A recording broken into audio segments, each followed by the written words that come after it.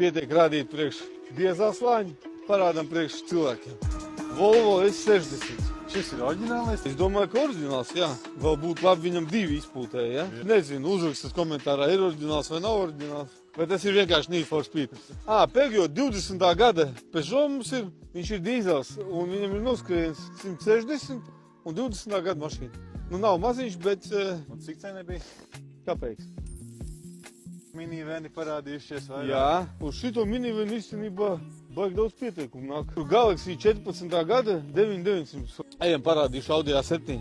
3 litri dīzels. Komplektācija ir ļoti laba. Ir nakts redzamības kameras, ir aklās zonas, ir atmiņas, ir ventilācija, ir apsilde, ir kameras. Nu, ļoti kopta mašīna šitā būs. Numurs nāk līdzi?